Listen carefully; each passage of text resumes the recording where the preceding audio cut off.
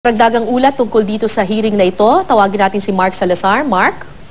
Oo, tama ka, Kara, sa sinabi mo sa inyong monitoring na dahil nga sa disappointed daw, yun ang mga salita, no? Senate Blue Ribbon Committee Chairman TG Ginggona, dun nga sa anyay pag-taint at pag-undermine daw sa kapangyarihan ng Senate Blue Ribbon Committee yung ginawa ni Secretary Laila De Lima na hindi niya pagpapasipot doon sa apat na ipinangako daw niyang whistleblowers ngayong araw. Kanina ay sinabi nilatag ni Ginggona kung ano yung pinanggagalingan ng kanyang pagkayamot, kanyang pagkairita. Dahil ito daw minove pa nila for today kahit na dapat Thursday pa last week dahil nga sinabi raw ni De Lima na pagod daw yung mga whistleblower dahil nung last week ay sunod-sunod ang kanilang paghahanda sa mga final na kaso. Kaya hiningi na Tuesday. Kaya kinagulat daw naman nila ng komite na ngayon wala palang sisipot at hindi kinikilala ng komite yung ikay kapangyarihan ng ombudsman na pagbawalan itong pagdinig dahil meron na raw mga jurisprudence, meron na raw mga Supreme Court decision on na pinapahalagahan yung kapangyarihan ng Senate Blue Ribbon Committee ay nga kay Ginggona ay constitutional ang kanilang karapatan na alamin.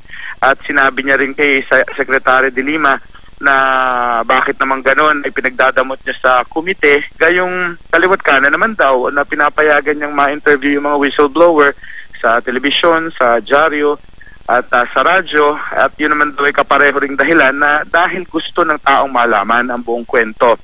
At nauwi nga yung usapan na yon sa pagkainis ni Senator Ginggona at sinabi niyang hindi ako nag-issue ng subpoena noon pero mag-i-issue ako ng subpoena ito daw ay towards kay Secretary De Lima para sa Huwebes ay padaluhin na yung apat na ipinangako niyang whistleblower para magtuloy-tuloy ang kwento ng PDAF scam dito sa investigasyon ng Senate Blue Ribbon Committee. Bali, umalis si Ginggona sa session hall pagkatapos niyang isuspend at yung mga media naman ay nakaabang dito sa may palabas ng session hall at dahil syempre kukuhaan namin ng panig ni Secretary De Lima doon sa huling sinabi sa komite na i-issuehan na siya ng subpoena for Thursday, Kara.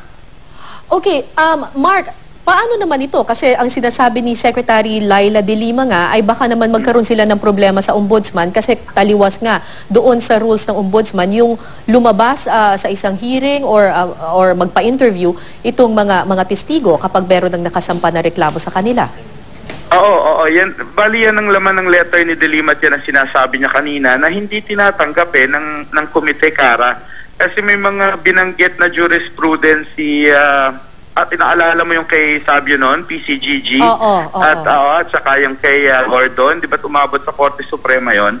At ang sinabi raw ng Korte Suprema doon, hindi porke nasa judicial branch na yung usapin, ay mawawala daw o madidiminish yung kapangyarihan naman ng legislatura na gawin lang trabaho nila in aid of legislation. May mga pinanggit si Senator Ginggona na mga jurisprudence, mga decision on na pinaninindigan at sinusuportahan ng kapangyarihan ng Senado na gawin ang kanyang trabaho. Yun ang hindi matanggap. At sinabi rin ni Ginggona kay Secretary De Lima na bakit mo ini-invoke yung kapangyarihan at rules o procedure ng ombudsman na hindi naman ikaw ombudsman. Hindi ba dapat yung ombudsman na magsabi niyan sa amin dito? Parang gano'n, Gara. Okay. At ngayon, nasa loob pa rin ng session hall itong si Secretary De Lima. Mukhang kausap niya yung ilan sa mga senador dito. Oo, nilapitan niya doon sa harapan yung mga senador, bagamat wala doon si committee chairman Ginggona sa usapan na yon.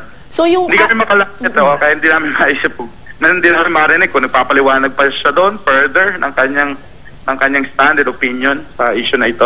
Kasi mukhang yung atmosphere kanina, galit na galit itong si Senator Ginggona. In fact, hindi na niya pinayagan itong si De Lima na makapagpaliwanag pa ulit or sumagot doon sa kanya sinabi.